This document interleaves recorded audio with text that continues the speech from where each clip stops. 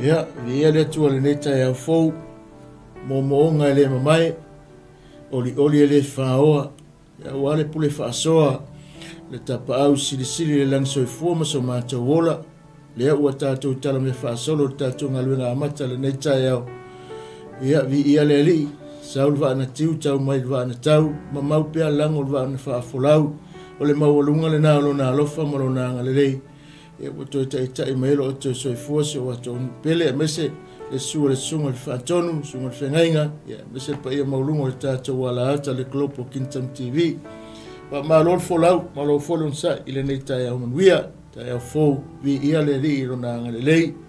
Ia leo o tātou toi fei loa i tātou pōkalame o le leo le whaotanga, ile nei tai au ia matua whaafetai ai le ngale lei, ma le lofo le li. Ia wa mawai le pongsa, ia o whaangua i tātou pe o tātou whelua ia. Ia alo maia, se o tātou mafuta ma tātou tātala noa. Ia la fo se mea sau no mai ai, lona whina ngalo, i le wha manatu lawa, i le whiau lawa nei o le whaolutanga. A wātanga ta o malawa, e nene nao se, e le wha apito au ngafa le whiau, mo se ekalesia, mo tangata o malawa, tātou te wha pēna o na tātou tu ina tu ai lumo le li na yaso asi o tatu a felo na mamalu ele talu sanga to mail tatu mtupa pala yana fa mamianga le neta yao lo matu tamai o le langi o le na faia me uma sili no matu wanganga fa tai wa fo ile so fu moleola o tangata pa ia mai sela o una fa tonu mai sela neta yao wala usu tangata au mangaluenga amata le ne yaso mai se o mato iai whaunga newa yaso. Mo mōli ale loto whaaftai, le nganga whamanua i le nei tai au, ia wa silia, lo wanga le lei, wa e toi whaavanoa le nei yaso ma fōa i mailo mato wola, e wha wa waifi au mga luenga le ngata i titono le nei ala ata, ia o lunga o penga te whailangi lo ngā luru eile au whaatuatua, tono nea tunu i ngā luenga, tono whalea ongo iei whanau, so se matatalo ia nei aso mātou te talo, whaatau tai e lo mana mea umai manuia ai. Whaatonga le nei tai o lau whaunga tō mai alo mamalu ma lau whaunga whanga ngana le vai wheta lai lau a fio le nei aso. Whaamalosi se nganga whaatupuina le whaatuatua yo mātou loto. Awalo mātou tā penanga ma sa uninga ilo mātou malanga e ona mātou iai lau upu lava lea. Whape nā o na lulu ina ai o mātou loto, mātou ai o mātou loto, tono le whale ma le loto a, pe o na pese ai tā vita, o e to tonu loto a, whape nā na tupu ola i la tau, e ale lau upu, ma lulu ina lau upu, whaasusu ina e ale lau upu, mātou te talo whamanuia mai, le nei tae au se eiu, le nei pokalame, le ngata ia tea wa la tau e whaasolo mai, pokalame a mata o le nei aso te tono le ala ata, lau whaunga e le mawai lo mātou atua. Tu maule vi inga ma le whamanu i lau fio e nei tai au. O Yesu alofa o mātou. Wole walau atu e nei. Amene ma amene. Ia le ri. O le kolose lo mtau puelua. Ia alo whek momoe o le fitu o lo o whapenana. Mo maise whamalosi ia mise fo le whiau o le nei tai au. Ia ale i le whaolatanga le tātou wale i whaafonga mai a whiong pa i o le tātou atua le whaitawina a wao te mana au ina i loa he o tau o lo whinau matua tele ona o tau mai lātou o i la kutaia a toa mai lātou he ua le i loa maia i le tino ina ia whaamafan whanaina o lātou loto whaasoa ina i le alofa male ina ia mauai le o loa uma o le mautinoa i le loto matala. Ina ia i loa le leile upu wa le atua sa lilo o le tamā lea atoa ma kewiso wa ia te ia le oloa uma o le poto atoa ma le malamalama wa lilo ai. Le upu lea o te whai atu ai na ina nei whaasese ina o to e se tasi upu wha ole ole. Awa e ui lava ina o le iai ate o tau i le tino ai peta o te iai ate o tau i le nganga. O lo fia ma o wa ai atu i lo o tau sangi le lei ma le mausali o lo tau whaatua ia ke wiso o le nei.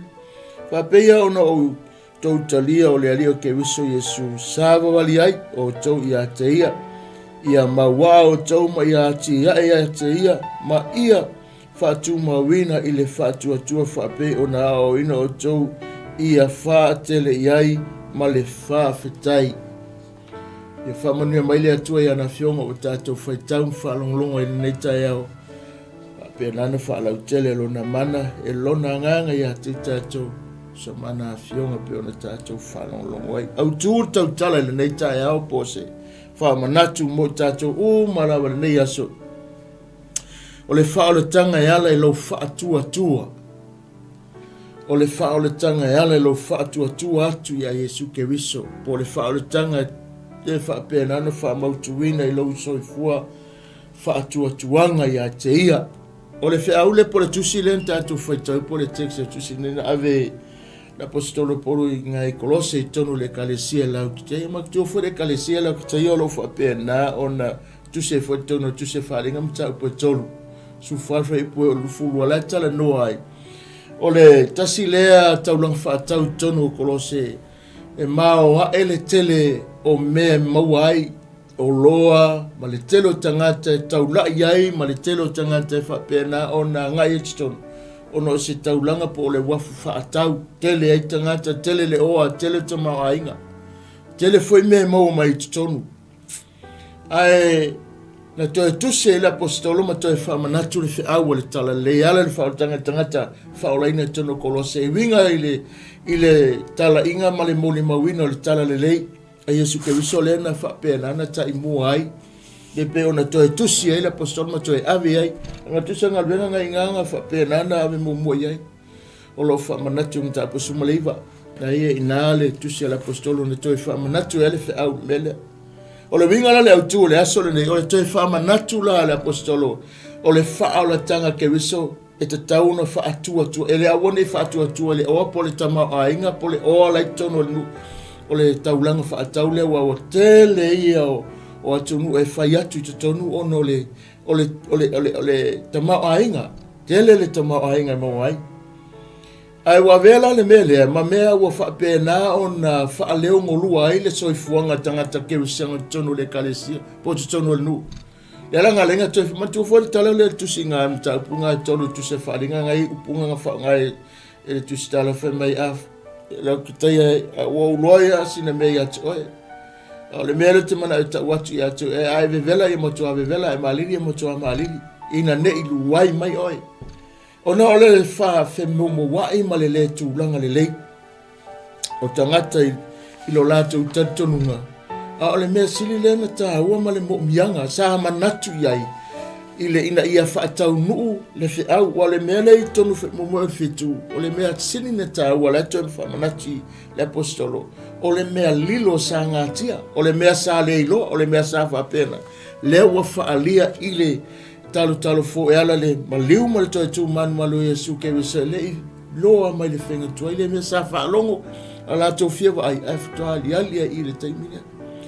Na manatu le e le apostolo se i toi wha manatu le whiau le tono le kalesia te tono te kolose ai masa le i kakongu i le nuu leo le kutaia olo i le kalesia sa whape na mua i li liu tangata i le ali ai whalong fwere tau o le fianga le apostolo ina ua whalongo latu maupelo latu tatonunga le na ai petai ane wa matana avelo latu whaatuatuanga malo latu tatonunga i le baba i atu le tele o me wanga i maitonu ono o le tumu tangata whaatau tangata milionea tangata maumea tangata whaatau o loa uma ese wa matai na ave eselo la tu tonu wa ave sei foi fa fita o me tu le mai sea fe toso inga i manatu fe so wa inga tala inga se wa le sile me wa milo tonu le menei ole na failoa ba nga mo le tonu tu sile le ngata o le taulanga fa ata wa tumu wetangata ana melo no lua wa sawa tonu ma le tala inga se le ana tamu faila po solo toi fa sa ma tamu whai e toi whaamana malama wa twiste tangata i le upu moni ma le tala le lea ke weso e tusa ma le wha moe. au mai ele mele male nau tainga ina ia whaatu mawina atili le malo le ali i tonu nu ma tonu le kalesia ma tangata i tonu mela ua ia alonga whana rara wa avela le tele o meia ma mea o wha ase ina i le ala i le mta upo mantua la o ele wha manato le apostolo o le sini au tu ma le tusinga le apostolo mo lona wha manatu lea na ave le kalesia po tangata wha o lainga tonu sini au tu whamai ia whaafia i le atua e ala i le whaatua ia Keriso, tātou ngā lulue whaatasi, ia ola i se o langa whaafia i nei le whina ngalo le atua. Me momona o le sini au tū fōina, o le whaamoemoena sei le loto le apostolo toi tusi o e toi whaamanatu mai e ao o na malama la tau. Ina ia whaafia o le winga, mali ia lato wola ina, ia le lato whaatuatuanga lea, ia Yesu Keriso, matawhi mau, le mau ia Keriso, ina ia whaataunu le sini le mana o ele apostolo, whaafia momua, whaafia le atua e ala ilo lato whaatuatua. Lua, o le siva henga lo whapenga, o lato winga na nau ele apostolo, mai whaataitai au ona mo filifilia, a mio pulea ma le sustai i le wha moe e iailo na tau i whamere tau tino atu i ngā wai atu ma tu ina atu i la tau lava i le pule a Keriso i an ngā wai atu i a taita ina atu ma i a tu ina atu la tau tangata ma ngā wai atu o la tau loto i le pule a ao o lo tātou wali o Yesu Keriso ina i a la tau wola ina ma la tau whaatua ina ma la tau ngā wai atu i le pule a Yesu Keriso. Tolu o lo whapenana whaamanatu. Aenga lunga tolu o le mana o le anganga pa ia o lo ngā lua i tutoni a tau. Ia leire tau mawhainga. Whamaoni e ale whaato sina ino tangata. Ia lava ia i le manu maa lo ina o lo tātou wali o Yesu Keriso. O le anganga pa ia lana. La nau nau el apostolo ia lato i loa ina mai o le anganga pa ia o tutoni a te tātou so soani mo tātou tutonu ia tātou e whaia ngā ruenga le lei mo le atua ma lona whina ngalo mai o lona mana le lei na whaapena na tau mo whainga e whaato sina ina whaapena na tātou ngā lulue whaatasi na te whaatu mawina na te momolia tātou atusa ma lona fina ngalo le ala tau mwhaila apostolo. E tau tala ia manatu nei, e toi wha manatu le kalesia po o tangata whaolaina i tonu o kolose e maise i tonu ngai lau taia. O lo o tele ei tangata. A tua oewa milo whaatasi mao onga se. Le lanto mawhaia le ali le apostolo toi ave. Le vaenga luna wha. O lo wha manatu e le apostolo. Le sile vaenga tā ua whema ia pū lea. E Keriso te tonu o tātou roto. E te tonu ia te tātou, o i tātou ia Keriso. Whaaso fia ina langona le lei o tātou tangata na te pule ina o ia lava e ala i lona fio i o tātou roto ma tātou wola ina Keriso lei te tonu o tātou wolanga. Kolose, lau kitaia, whapenei e te taua o na pulea o tau tangata. E le ngata ili no tau na wai atu ia te ia. I lona man a ia pū lea o lo i te tonu ia te o tau, o lo i te tonu ia te o teito o tasi, le tangata e mawhai o na ngā wai atu wai o tau loto i le atua, o le na te pū lea ina. O le langona na, mai e wha sofia ina langona le lei, o tātou tangata na te pū lea ina, o ia lava i mea le lei, le soifuanga lo tātou ola ina nei. Lua, o lunga whamaile tala, oli whaafitai, ia lofa whai pēr, ta ina ai au nanga atu, i le loto whaamangalo, i le loto whaamawalalo, ma le loto atoa e whai aise me i lumo le atua. Le tausalaina, e le tausalaina, i le fia e atoa tuvale, e le toilalo e mana onga whai pēr. Le alanga nau ele apostolo, wha pēr na toi inga, alanga o lunga le sa tauro, na wha manatu ele apostolo, wha mai na watu ele oli, ma le loto whaftai, ma le loto alofa, whai pēr, wha pēr na ta inga atu wai la tau i le au nanga le lei, i le wha maoni. a whena tupu mai ei, tupu lunga sa tau. Ai me muri le whe mai, o le wha ona tangana, e ala le whatu atu ea kewiso, e fōringa i whaingo fie, tele ma le toa tele o tangata, e sili atu nei lo lea, ma natu ua la tau whaia, ise mea, whapenana, whaasau ina i la tau, mai i ngā luenga o lo la tau whewhe, mai o ala tau tau, tapua inga ma le winga o le whaati nonga, e ta ina atu ai la tau, i le wha mawalunga, ai mulmuri ane, o le ote wha wau le taui, le unga o tangata, ai a o le tu mau, ma whaatu atua, ma tāwhi mau, i le manu malo o ke wiso pei ona la tau wha alongo ai, wha mai o le manuia e maua na tangata le manuia e wha wau, e le ai se unga, e manuia, e wha wau. O le winga le na lenga tusi le apostolo, ma toi wha manatu a toa iai, le tāua tele o le mea nei, tāua tele o le mea nei, lang foi lenga, wailoa le mea ua tupu, wa lato wa ai foi, wa ese le mea wa ngai ai, Yalanga nga lenga toi ave le tusi toi summarize ai o la tau lota ma toi wha manatu ai i le vaenga mo mua inga o lo tuu ai ngā la apostolo ngā le kalesia la kitaia tele tangata ma walulunga tangata poto tangata ata mamai tangata fai pisinisi a le whawhita au i tele lau iei wa milo whaata se tonu ma tangata a o si sefa mena nang tala I lau ki tai ole mamao ole nuulea e mai maila mari ma tu I sifo kolose o lau ki tai e pe kalesia I kolose na wha vai ina e se tasi o tusinga la apostolo polo ngai ngai tonu le tusinga ngaluenga o lona a aila o se nofuanga mau oa e whawhitaua inga e a matamaya ai munmuriane na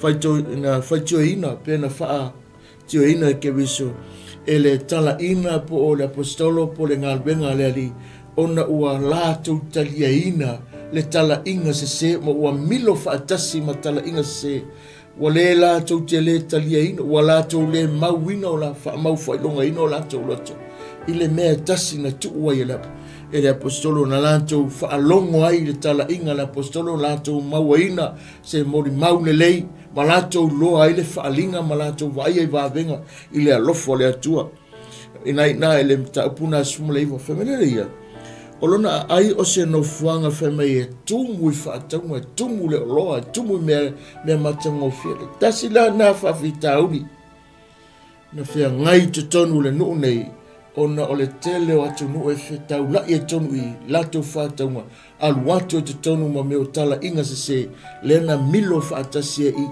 o whapena o na whetosoa ina I manatu lau ke usiano sei ma ave se lo le mori mau le alanga ingala lenga toi whaasao sao me la apostolo e tusa ma le tūlanga pe nei e mai ia lima na watu tena tatu whamanatu atu le e tae mumua o le iunga o lo iai le whamoe moe o le mana o le anganga pa ia lua o lung ia loto pu lea tolu o lung o le sātaru ele o iai ele o le oa ele o le tama o ainga ele o le maros a o lung o le sātaru na mau le whaurutanga tolu ma le mewa ngalo tolu ia whape na la tolu o le whaatuatua e la tau te ola ina ai le manuia o le atua le ana toi whamanatu sa fa mo polo mo le alofa tele le kalesi ina ia te atu ile nei tatunga se ma fa malos au ile tasi le isi matu mau fa maoni I fufuanga o le fa o le tanga ale atua I tonu ua uma na fa atino ina o fasili le nei tae la ele me le fa o le tanga la le winga le o po le fa o le tanga tus ile fa manatu po le fa la tele ina lo fa matala fa mele tala tus pa ia o le fa o le tanga o le fio mai Yesu ile lo langi ma maliu tongi o la ina tato wanga sala fa amanga lo ina tato wanga sala uma fa mama tato ya tato wa mioleanga uma fa sa loto tato ma le pula le oti sa yai ma tu sa loto tato lo na manuia fa mau that's the salvation what is all of a pen and a fa manatu ya te tato le winga na le fa tanga na fio mai fa pe lava na lo fa mai le atu e langi o ia awina mai lo na tali pele to tas ina ia le fano se tasi fa atu ia te o ia le ole fa a fio mai o ia fa sa loto tatou ma liu ma tu man malo ina ia fa sa loto tatou ma polonga fa sa loto tatou ma le sala fa sa loto tatou ma pule loti fa sa loto tatou mai melang umalava a watu uina tatou ile malo e ola ai o lona lava malo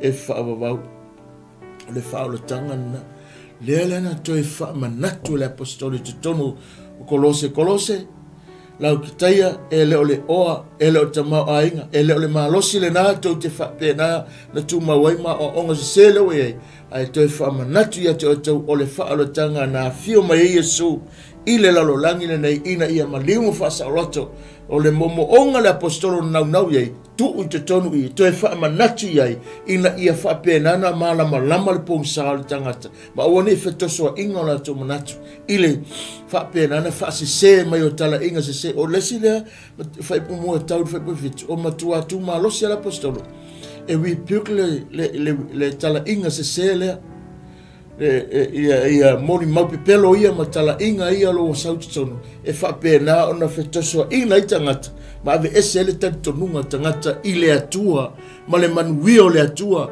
male fa mo le atua wo umana tongi ola ailo na alo e tu mau ai lunga tangata so se tasi tania ina o ia fatu atua e yai o ia le manuia e fa ba tu se fa ringa mta perusful su tasi fa e potau sulima na e ngali ungo me uma a le mata opos fuma le lua o le sfulu o le tu se faringa o lo tala noa iai fai mai o le manu malo o te avatu ya te oe o te avatu ya te oe o le manu malo me fea mai le tatou savalinga wa umana tongi ola le tatou faola wa umana fa mama i tatou e paule mea te tau ona whai tātou, o lo tātou toi fōi lalo e tū maua i talia a ongaria, ma tātou whaatua ai. Faith through salvation. O lou whaatua i lona maliu, o lou tato nunga i lona maliu, ma le tū maua i o oi a wa onga ke riso, ma wha mautu a tiri o tātou tato nunga le na ile ali, ma uane i whetosua inga wale, mele wale inga tele nga onga saa. Tele ai mea kako ki wa aile tutupu mai. E le ngata i tonu le karesia, tonu le si o manga whaafatu atua, tonu le tātou lava savalinga. E alanga tātou fito pēnā na awhi tātou whainga malanga. Langa wa ave le tātou whaalongo, i isi tala inga. Wa ave le tātou wa ai, i isi moli, i isi fo i a wa onga. A whai mai le apostolo, mai o te whaamanatu. Inga whai pui whaa. O le whaafita uli na tau iwi mpolo ma le kare se kolose. Tau whaapenana tau tari tusa ma le winga le upu e lenge le whaamatale mo le o le whaongaina o le poto se po le malama se po le whaatinonga. O le nea onga se o se o onga fite nai ma o onga tuspa ia. Na whaaleanga ina aifa le tatonunga whaakeusiano. Whaaleanga ina ai le tatonunga. Masani o tangata e whapena ona le mautu o tangata. Lala nga renga makua i whaamanatu le apostolo. Memo monga whaira apostolo i whai mai lo la tau tatanunga o le poto lilo o lo na atia mai le toa tele o tangata taton peita. Na whai mai le apostolo sa auni a ke riso le poto ma le malama umalava.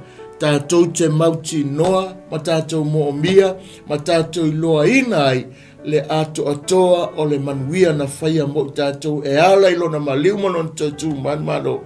Tātou te whaatua i le mena, a waloa a ola wale ia, e se le mea lilo pe se le poto le tala noa iai, le upumoni.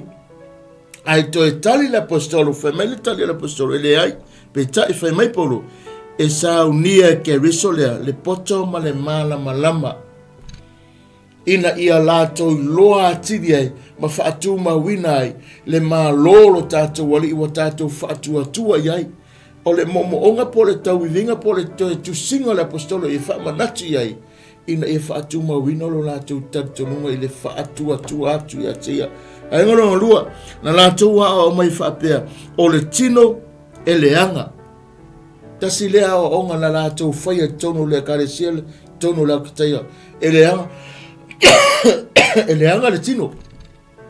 O fe me le lei e leanga. Longa winga. Na fa matala ai na te e atu le apostolo Paulo e tusa e fa pe ile a onga danga na fa onga e l'apostolo fa matala l'apostolo Natalia awa na te ena e Paulo ia o onga langa sa liu tino tangata le faola le atua e ala ya Yesu Keriso me le longa tala na ia soifua ile tino olona winga na tino mai Keriso e fa atino ina le fina ngalo olona tama ile tino ai mai le tala inga la wali e fe mai e le nga fa le nga ina e fa le fa pe na fa fe lu sasi tanto nunga tangata ile tino le e fa pe na le se la to tanto nunga ma se ai le fa tu tuanga tangata va ngunu tolu la to fina mai ke wiso na fo ringa mai o se tangata ma ole atua atua e o lava ia so na fa pe na nei polo fe mai lang fa mtalanga na fia ia tangata ia la toa o se ia ai faingo fia lava ona fa se ina le kalesia pe ale loa le o onga fa kerisiano la onga fa kerisiano fa pe olo ave pe ma fa fita oli e onga mo le to telo le kalesia ia so nei ta to te atu te no se e ala ile fa a sani le lei ia fionga le atua a mera lenga toi fama natu le apostolo ele ai lo se taimel tangata mo le atua e ala na upu ele ai lo se taimel tangata mo le atua e ala la utatalo ele ai lo se taimel tangata mo le atua e ala se luo relationship e kikanga faile luo relationship ala luo maftanga vavalata ona ole ate oele la ngona le wa e fasanga lo tulo ia onga seia matatu nungo seia pe a fai ele ai ole awa onga la Paulo e tulanga fa keusiano e tatau ona yaile lo relationship mo le tua e tatau na lo mafuta maia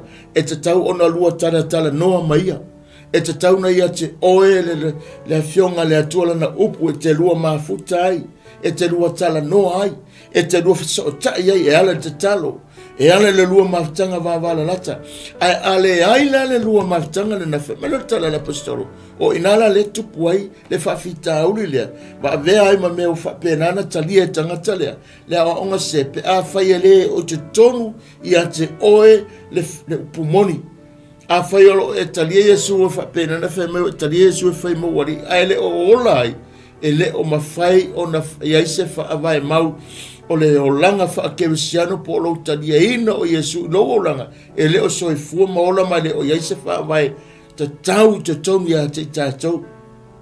Nalo fo le whengo fie ona whetoso inga manatu, whetoso inga le whaalongo, whetoso inga le vai, masui e lo ma le whaiunga. Ai a maua,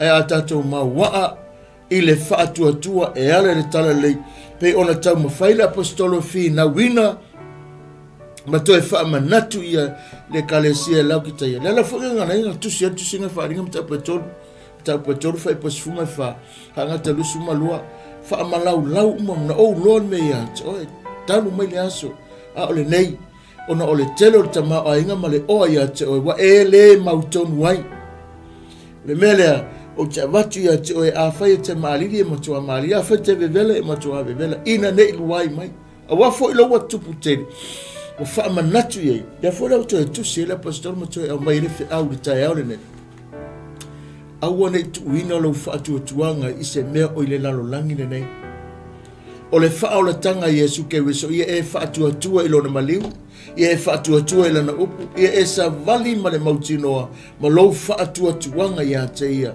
fa pe na ona e sa vali ma le mautinoa lo ato atoa o lo o yai ia te oe le lua maftanga va vala lata ilo fatu tua i lo leva ai atu ia te ai te whaatua lo o iai o ia.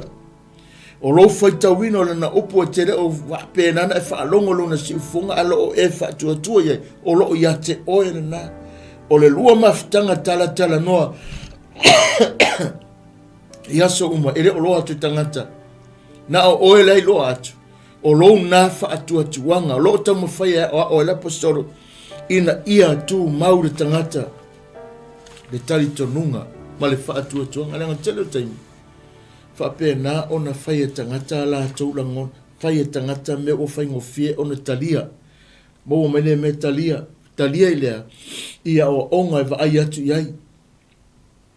Ia o onga e vai atu ai. A o le whatua tua o lo whalongalango me le vai. O le mauti noa le lo loto. Sa vali ma le mauti noa o lo iai ke wiso. Sa vali ma le mauti noa ilana upuna e au mai. Dah lava le aso na Italia ma e whaalongo ai le whaalatanga ma le wha ma natu mai la fionga le atua i ate oe. Dah lava le aso na mai e le au na i ate oe. Le aso lava na e o mai le tae au le ne. O lo whape na o na iai le lua maftanga. Ma fua sea, langa o lo whaatua tua i ate ia. Po le a lava le telo o mea lo lulu mai ma awa onga ma mea tutupu mai ma mea ngai mai. E mau lava lo loto i ate ia. Ma ngai ia a mai pe Yesu e fai mawhatatenga, o se relationship ma whanawhana tele le ali imolo tama. Vai o le tele o taimi e whapena, a alu whale whai tau ia le Ioane no mtapu e lima lusfunga e le whai tau ngā a Ioane whai mai, o mea mo fo te whaalonga e lo tama, o te whai alawa. E le ma whaina o whai se mea o noa ma le pena o na mai e lo tama, o mea o mana o whaalonga o mea o mana o wa ai. O langa lea tala o depend i lau tama i ana fuafuanga i lana pokalame. O se mafutanga la lata tere. O se mafutanga mawa. O se mafutanga le lei tere. Na whaia Yesu ma whaata i ta inga le ngata elektono le kalesia. And the whole world la tau e whatua tua i a te ia. Na ia watu ele na manuia le ngata ta ua tātou whanau le atua. O ia inga lao namea. O le ta ua tātou. O lou wola ina. O le upu le atua, o lou ola ina, o lona finangalo, o lou ola ina i le tūlanga. I le soifua matau, soifua mama, soifua ami o tonu, te soifua me se soifuanga, e te whaia lona finangalo, e te fia whaatupu me le lei. O aia inga la ngā le upunga e na whemai ta ua o tau whanau le atua. Whesile la ia, whanau umatātou, o la ule atali e le taiafu.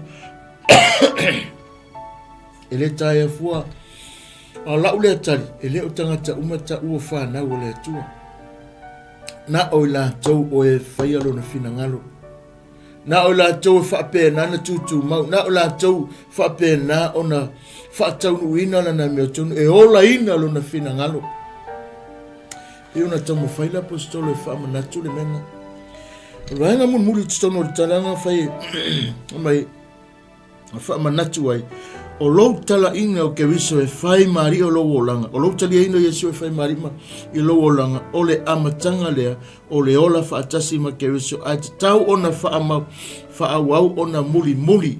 Whaawau ona mauti noa le lei. O lo le lei le lua maftanga. O lo lua savavali whaatasi maia. O lo lua mafuta maia. E iei le lua taimi tala noa. E iei le lua taimi mafuta ai. E iei le lua taimi te lua whapena ona e atangia mai fafo. E atangia mai lo soifua i le tino nei. Le ke wiso. Tasi ngā mena whaaleo ngā e paulo lea o ngā la wali ia. I te tonu. O le whaaleo ngā ino o tātou tangata le tino. Mai e le isa o ngā le tino. Ai na whaao ngā e paulo le tale whapena ne tali atuai. Na liu tino tangata le whaola. Le atua le ina ia wha awala mai le whaola tanga i le laronani le nei. Le ala toi wha manatu ia te i tātou o le whe au lava na nā le tai au le nei. E toi wha manatu ia te oe. Wha manatu ia te au so e te tau ia te i tātou. A tātou wha mautu wina atiri le mena. Wa mela ia o lou talia ina la o Yesu e te taunga ese lua maftanga. Le alwhanga ngā lenga maa lose tau talanga le apostolo tonu kolose. Matangata i lau kitaya ina ia lātou loa, a whai wa tau talia ina Yesu, e te tauna Yesu tau maftanga wāwala lata, a tala noa lana maftanga, e tala noa low time personal time, le lua taimi mafuta, le lua taimi tala noa, le taimi penana e whai tau waila na upu, mai whaalongo le ale mea lai whetala i mai ai, ele ngata ele na, o le lua lava, relationship, e loa i le whesota inga maisi tangata. E le ngā uia, e le masalo vale, e le whapena na fiti vale taimi o whawhitau, e toa while mu. Ya langa ngalinga toe wha manatu e paulo au kewisano lua o le fina ngalo le ri e na te ta ina oe ma fisosoani ya te oe i taimi i tutupu mai fa fitauli kolose lau kitaia molo tau sila fia ele mawhai ele oa ma tama a inga wa titoni a te tau na lave inga o tau mai fa fitauli paua lea o Yesu ke wiso na maliu ma tau tu man malo wha o laina i tātou wha atua tua iai na te toe lawe a i a te tātou mai mele anga uma. Na te ta ina i tātou mai mele anga uma lawa. O ia foi, whai ma wha ta inga le lei i lo tātou wola manuia i le laulangi lei tonu. O lo whapena e sili ma awa o mai i lona soifua awa onga le lei. O lo whapena na wha manatu mai a te tātou i le sili ese o ana a awa onga ma le mata ngofie o mea na te whaia wha manatu me a te tātou ma tuu ina a te tātou ina ia mau pei o tātou loto le wha vai maulea wha atua ina e tātou o ia ia so o le tātou o veile mele tupu laulang alu whafe me o leisa o wha tuanga o leisa o wha tuanga au tangata le tala noa mta upu taiao nei e le aise taimi e wha pēna una lusa ilo wha tua aise e le aise taimi e soifuanga na iai o ia i le laulangi nei na wha pēna na alu whai mai ua wha le tonu ua wha le wha pēna o na alu whai mai ua le lo po fe o iai alu whai mai ua le lo o iai po fe le laulangi o iai le ai e alu wha pēna na pa le mere ti tilo ni laulangi le taimi le te iai tangata avelo fa tutuanga la foi nga lenga malosi le onga fa la tu mai foi ati tatou pe ona tala no tu sia mi ma leir tangata tu lo fa tutuanga tangata wa foi la nga kupume e ma sia tangata foi ave ilo fa tutuanga pe la kokonge lo pase se le leile la agent fa ngome ala me le ke le me tu lai mai su e ku resis su e ku sola su e ku fa penga a ole awa onga ma le wha manatu o le apostolo o le kalesia ma se tātou le taiaone ia whai o ia ma wha inga ma wha awa onga i lo wha atua atu i a te ia e le aise teime e lusi ai e le aise teime e wha le tonu ai e le se teime wha pia sau se tala e wha pia nana e wha longa e wha anono ai o le lopo fewo o iei le unga mene amen. Le aise me e o alpo kala me le atua na amata ma le fuafuanga le wai tau i le whatoanga whaasaua e o ma le aso le aise me le i fufio tau nu uma me uma le fuenga nga te wha ma losi la apostolo e tono le kalesia i te tonu i kolose kamanga o e ka wakuia gako ia o tau whaatua i le na mawhai o na ave eseme o tau ma le pande po le polonga ma le whasa o lota o tau le pule le oti se a satani ma ave eseme i tātou ma le pule o le atua e ala le whapēnana tātou whioti ai te a whai kako ke le talia ina o ia na whama natua i le ali ina ia o ese mai ai na ia whailoa o le fina ngal o le vaenga longa wha ia e i loa ina le mana o lona nganga o lo ngā lue ma wha amanatu ma taitaina i tātou e o mai le so o lo tu mau ana folanga wha mai Yesu i le lana upu maa vai le au so wha mai a fio mai le nganga na te toe wha amanatu o mai mea umasasau no ai o ia le o mai le so le ngata e wha manatu ai na te amaya ia te oe le mea fōu e wha i loa e lo so i fuamula ola i lau whātua le na a wapeta ia pe o le mea tili o le persona le nganga o le atua e whaingatai e tangatin taria wa foi le vai wala upunga Yesu e whaingatai tangatin taria langa le va ia ai o lo winga le ngalinga wha amalos au le i le mea tau le wha atua o lo roto ma tari tonu la wha atanga. O le ngai oi mai o la ngang pa ia e matua tari tonu. Ai ngo foi wa whai e tangata la tau winga. Lima wha mai ua wha au ngā ina e paulo le tala wha atusa ina ia tātou maua ai ke wis e pei o na lava o na maua o le la au le tonu o le ele. Fa fena hola le lao, fa fena tupu malo si le lao. o le malosi o le alu le a fa pena ona sa ili mai me ai le loloto le manava le ina ia malosi le alu le la aulunga matupu o la le la e mafua mai ele o le o ngala au ele o le lau le la au ele o fu lau a o wa le la au mafua mai ke ro o le winga le la nganga o le ali o lo nga lua tori a choe e ala inga ali le malosi le o lo ele o le malosi vole le fa pena na lo tangata o le malosi fa le nganga o le ngaluenga le la au va ai lunga le matautia le malosi tupu mai le la au ma ona mata ngofielo na tupu ai e maua e mausari a angi savi a angi le matangi po ala ma e matangi ma fa tu lava le lau ma foisa le leitele ngaluenga ala su e mai me ai mama o le alu e fa penana lo loto le alu e sa ili mai me ai le tau se fa pena le loto le atua e ale luna lo pele le manolo na nganga lo ngalua ya te tato pe a fai tu maulo tatu nunga mfatu atua ya teia o lo nga yoi mai le ngang pa ia so uma lava i mele le tatu te manui ai tatu te malolosi ai ai le mawhaina tupu le mena pe a fai ele o yaise nga yoi nga tatu te fatu atua o te fatu atua a ore nga yoi mai o lo na mana i aso uma e fatupu tele ina o lo tatu malosi fa tu se ne mia fa me o ye fa pe le la auto to ta fa ne vai fa me a o mai aso la mala le a fa ina ma fuisa o lo nga yo i mai le lo fa tu no le atu e lo na mana na te tausia ta to ai le mo fa na tu pu le na me pe a fa ele ya se ta to u ta to nunga o le ta to fa tu tu o ve mo tanga ta fa ya o fi se fu ta usanga o la ke fa longo la ngata la noa ke ro whatever tonu faton tu lo wala ngana whatever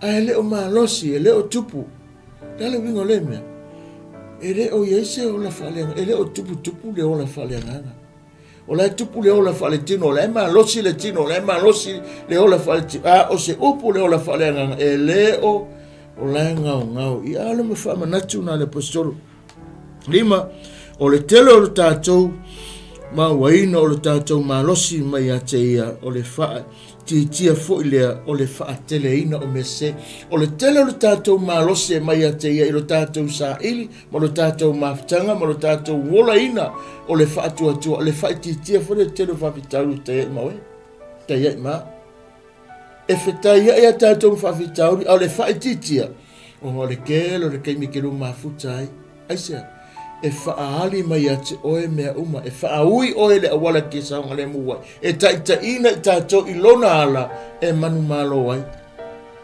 e manu iai, e whapenana la vea e tātou i lona manana, e le mawhai se mea, e le mawhai se sina avesea, e le mawhai, ai nate taitaina i tātou, amen.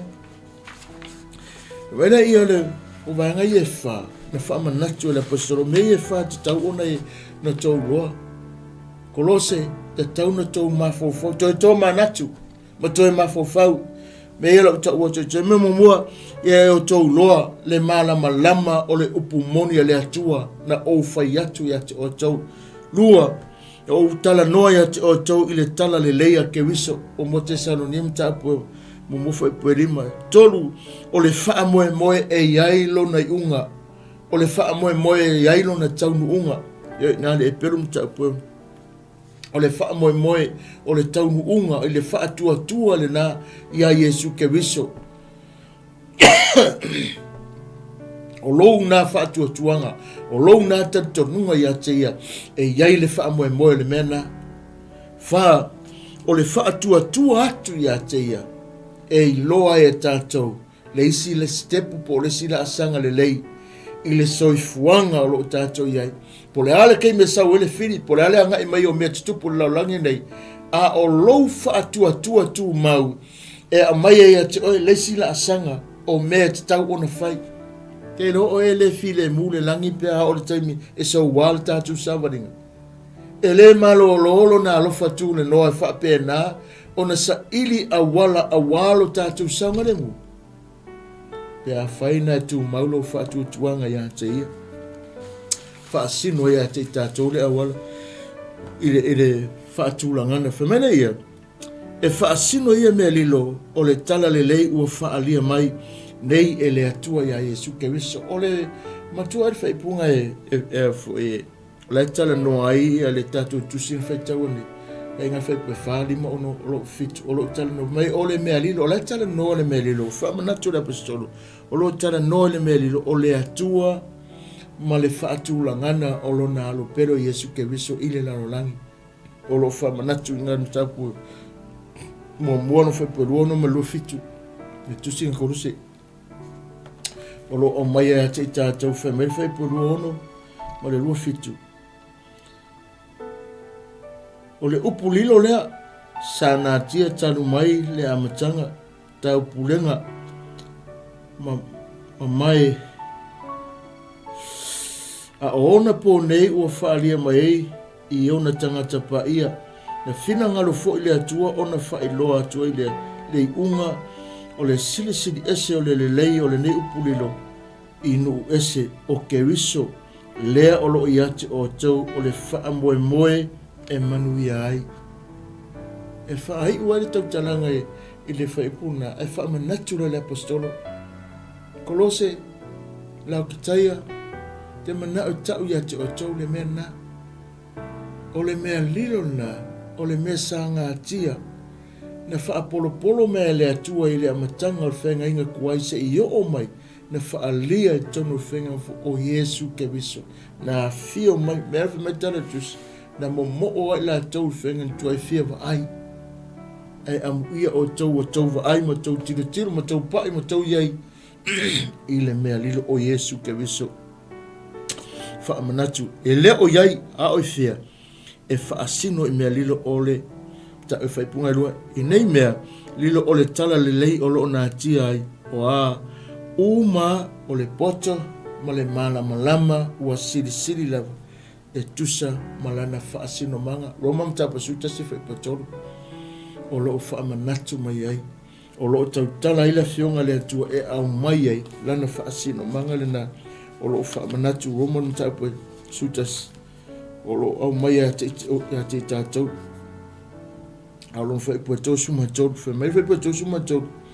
Awe le loloto o le tama a inga o le poto a toa ma le sila fanga le atua e le masuasueina ana whaamasinonga e le mawhaifoi o na iloa o na ala o foile i al tama alo le apostolo e matautia le poto le mea lilo o le poto tasi le vaenga lo na lua o lo tala noe mea lilo o le poto sili na le atua na whaatau nuu e ia mea uma tusa malona fina ngalo pe na iai o le nei whaipu o le whaatauina o le whaitauina po e polo o si tangata ese i le kusina kos whailo mai ai se le lei le tūlanga o le ekalesia tusa ma le whaatūlangana e le ao inga e le nganga po le ao inga a o onga whaavai o le whaatuatuanga whaakeresiano tu mawai o le whaamanatu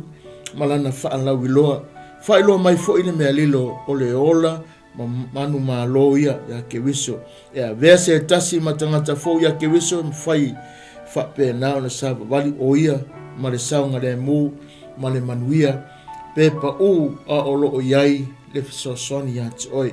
E le ngata ina ia sa wali o ia Keriso a e tau o na whaateleina le whaawau o na mawaa lona whaatuatuanga i a te ia i mea uma tusa malo lato maftanga ma le soifuanga pe ona ola whiaunga ngā ave polo tonu le kare se whaamara me mai ai hale nei aso sa moma le atungu pere tasi le vaenga tā ua o lo whapena o na tula i mai nei taim wa matana na matana vai le soifua whaatuatua o tangata ma fuesia o felomi ia ilo tātou whaatuatuanga i le tele o mea lo tula i mai o fetosua ina manatu o fefalo wa ila ngona o whapena ona le mautonu le whaamoe sa tutoi o tātou tangata ai o lena o onga ma le toi whaamanatu le apostolo ono le tele o onga se tele me fetuleni mai walulu ina mea uma o le whaavai maulawa o le fina ngalo le atua mo oe mo au mo tātou ia e whaatua ila na whaorotanga na saunia. Lalo winga le whaorotanga na fio mai o ia ilanang. Na fio mai e whaapena na maliu. Na fio mai e whaapena na whaamangalo. Na fio mai e whaapena na tongiola. Na fio mai ina ia toia mai le ola fou ia te tātou. I lato umana taria o ia mwhaatua lon suafa. Na watu ele na manuia. A whai mai mo mor lua koneto. Tau peri ma whai pesufe me. E le ai se tangata fou le lalolangi le nei.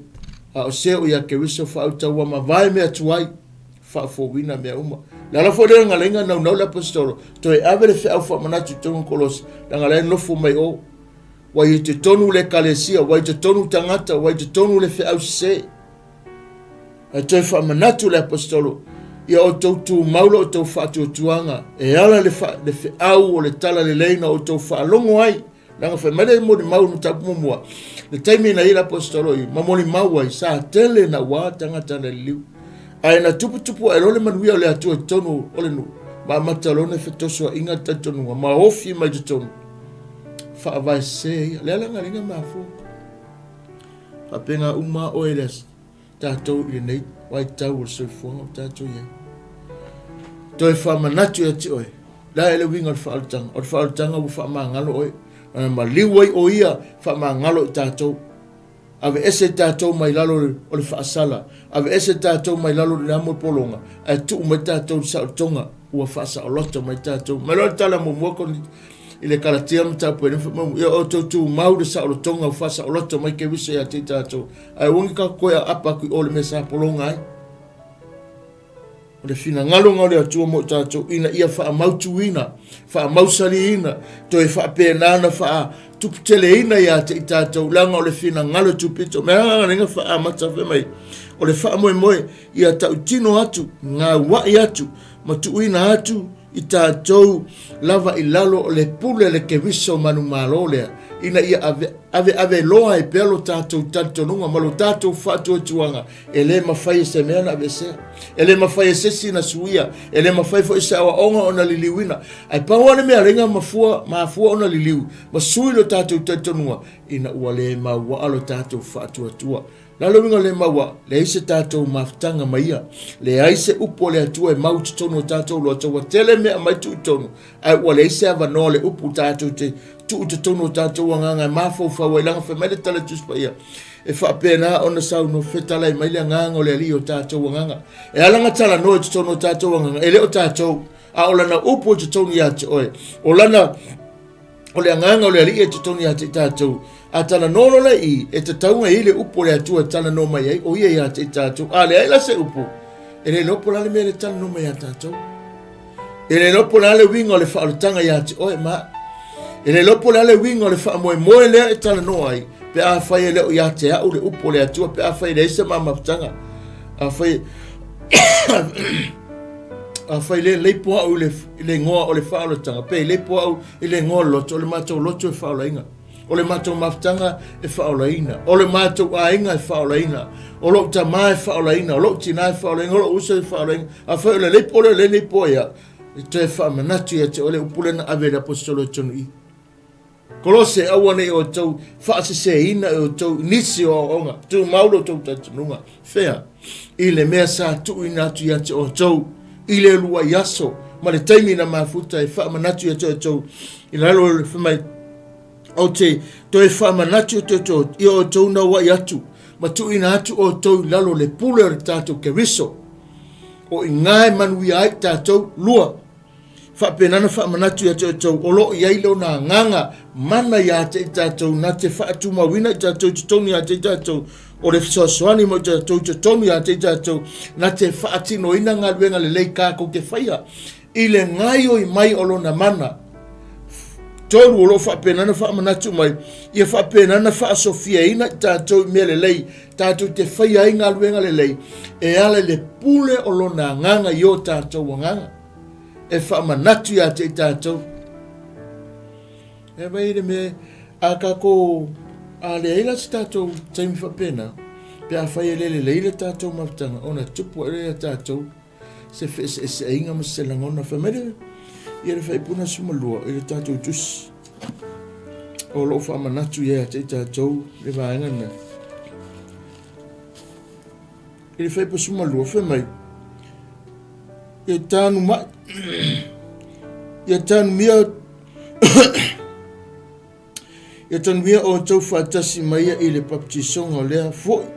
Ua o tau church tuma ia i whaatasi maia i le whaatua i le mana o le atua. O le na whaatuina maia te ie na ie uoti. E pa suma lua le tau whaitau atu. Na tuina o tau whaatasi maia i le baptisonga. I le baptisonga o lea foi. Ua o tau church tuma ia i whaatasi maia i le whaatuatua i le mana o le atua. O le na whaatu maia te ia ie uaoti. Wa uma na whaia. Pe a whai e o mai na so. O le sile mea toi whamanati a te oele fe au. O le whaole tanga. E le sauwha ngā se tasi le ole whawau i se ngō se lotu. Au noa ke wiso man maro. Loso e fuamalo wola. E te le sau le ole whawau. Whai loai. Whaal tu se ngā luenga.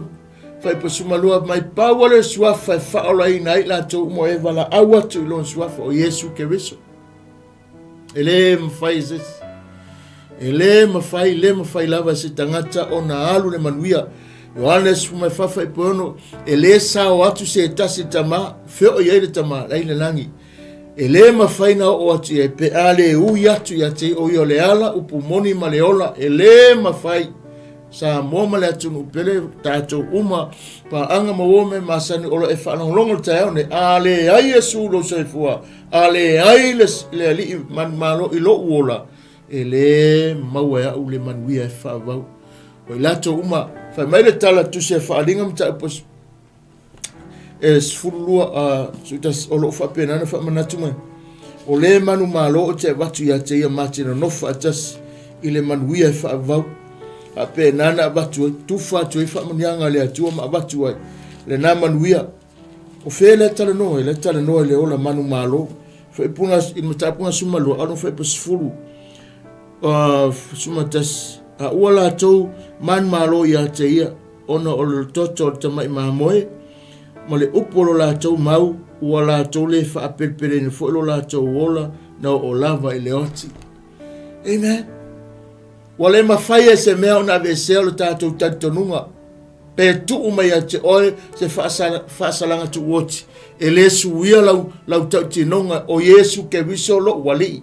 O lo whaola. O ia na maliu moau. O ia wa whaola ina ilo wanganga. O ia wa ouroai o te sauwha ngai ne manuia e whaavau. Po le ale tu ai ngā mea tu umai a te oe. Po le tele fias fulu piriona ma piriona e mai asisi. E le suia lo tātou tinonga. E le suia lava.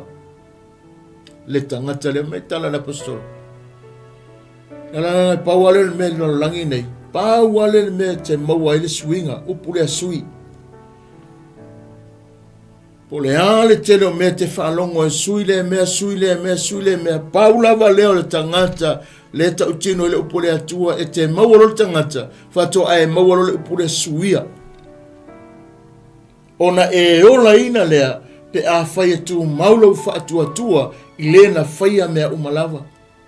Whai mai asu ina ua whape nao na to tele ngisi lau so uo ese ma wawai atu o ta ape atu ama o atu o whai mai tala Yesu o inga pe kedu a kofia ofo o kou o ai mai kala pe kedu Yesu o whela ama kou o iai olo ia ke oele le wha moe o lo mātou o lolo ia te oele upu mātou te lolo ia te oele mātou manuia o le ala manuia e wha vau whela ma kou o iai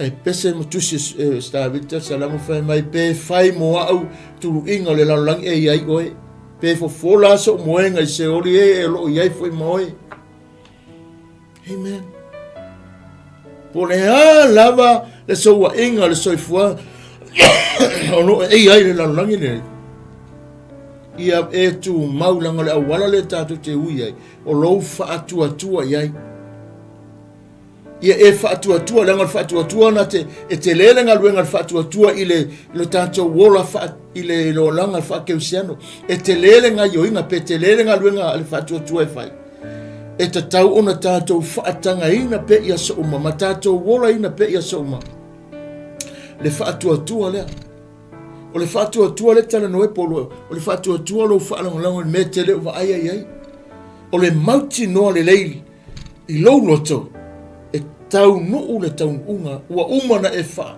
longo iai ma whai mai, Yesu ia te oe, e te iai leo le whavape, a whai e te taria ina, a whape o whai mai, e le i toes, e ke whiwa su e konga kusipaia, o koe kusi mai, ua toe saunua mai Yesu, e le o le mea na, o mea ngai kupu tangata, o le mea ngai le kupu laulangi ngei, o le mea ngai tupu i mafutanga, a o le upu, o le na afia mai, le atua le, e leo se tangata e tala pelo, e po se atalia tangata sui ai, a saunoa o ia taunu. Langa lenga moni mau le alofa le nao le atua le tai ale nei. O le whao le tanga le atua e ale lo whaatua tua. E mai o le whao le tanga e ala i lo whaatua tua iai. Whaatua tua e leo ngaluenga. O lo whaatua tua i a Yesu ke wiso e tusa ma le wha moe moe na whio mai o i laulang. O i lato uma a lato taria ina o Yesu e whai mo o lato o li ma whaola. Whai mai e le i uwale o lato tawi. E tala le apostolo Apollo whai mai o seo ia ke uso tangata fui whauta ua mawai mea tua e wha wina mea uma. O le ala whai mai o whare fōru kengo fuai o lau tā wale fōu o mea uma whai mai oka se maa ngai o mea fōu na uwai e alu alua elea, e alu alua wha le tonu a o le tangata e ia ke wiso langa whai mai le tala tusia wenga wa le wha umatia ina i tātou le ta o ai fōu pēa le alofa o le atua i le aso ma le aso ma le aso ai whai mai le tala Yesu o te letu ua oi o le tātou nā tali tonunga i le alofa tu noa o le atua le tama le atua le alo le atua le ngangasa nā te whaia i aso uma lava e ale le tātou taria ina i le wha atua atu i a teia e te manuia ai, ma o manuia ai. E leo le poto o wha moe moe, e leo le oa le wha moe moe, e leo le tamau a inga le laulangi le wha moe moe, a o lou wha atua i le na awina mai, o le ale o le winga le wha alatanga, o le wha alatanga ua awina mai le atuolo na alo, ina ia maliu tongi ola ta ua whasa o loto ta ua, tuu ta ua ilona manuia, wha penana saini ta ua ilona malo. Ma te i ono tō whai mai, i o tō mo sa ili le atu malona malo wha popo malo isi mea. A vea oe, a vea au, ma wha amanianga ta tala le atua, o le wha atua i atu i ate ia. Wha pēnā ona iei, o le whi aulenga ave le apostolo i tono le kalesia i ngai kolose, wha pēnā na wha iloia la kutaia, e le o le oa. E wela mena tupu, alo lua vivesi, alo lua ka ape, aisea. Na ufo e wha vai lo mea tangata i lungo le mele lau ke malamna mai. E alo lua wakua, aisea. Alo lua wakua, o fe ua itua, aisea. E leo le wha moe moene na. O lo wha tua ia ke wiso. Tu mau lo wha tua sa moa. Ia maua pe lo wha tuanga. Pe fetai iai, pe fetu iai, po le ale tua inga luluina le tau te iai. Tu mau pelo fatua ya Yesu ke ro ya ki kilo fa ya Yesu fa te tenga me malava ta matua tele se fete inga ilona fio mai male telo tala tanga tana fai e le suia le tantonunga e le liu le tantonunga na fa ampe na mautu pelo ngolot ma fa tua ilon tama fa mai ia o mea umana u fa longo lo tama o te whai, so kanga te whai kawa. O mea umalava na uwha alonga lo tama, wha pēnā na uwhai atu i ate oto. Oro winga, longo winga, ia mai pēr o ia whai ma wha te tainga i ato i tātou, e manu i ai o tātou la sanga. E manu i ai whai o tātou, mea uma tātou te whai, langa o ia o le atua, wha pēnā na whai, e te savari au na manu i ai, te tātou te savari whai, i le anga le lei o le tātou atua, e manu i ai, whaia o ia mwha te tinga. Whai mai aia, a wā olo alofa marita mā i le atali, ua whaari mai whai o ia ia te ia i mea o malawa, e whaia whai o ia, e whaari mai whai o ia ia te ia i ngā ruenga sirisiri, i ia ngā ruenga, ina ia o tau wofo ai. E sele mā ngai a le mawhitanga lea, a lea li i malonta mā. Taimi uma, wai e whai mai e whaari mai o ia, na te whailoa mai whoi. Ale, ma nei e whoi o langa o onga. Ngā ke ona inga long tamai mea uma. O te penlanga tala noa. O te whaia tusa ma le mea ua mai elu tama. o te tautala i le mea na o whaalongo le utama, o mea uma na o loa le utama, o te tautala atua. It never say, wa o whai atu, wa o whaape atu, Yesu, tato, e ar kai mea alo le whapenga, ia e whaatua tua iai, o le ala le nā tātou whaaletanga, e manui ai, ia tau mai le atua lona manuia nei tai au, whaalau tele le au, o lona alofa tu noa, whaamanuia tele le atua, au mga luenga so staffa maua mai nei tai au, wau pelo na file muma na te iala i mea uma. O ele tele italia ina Yesu fai marima faola, te mna ta watu ia te oele fi au lea.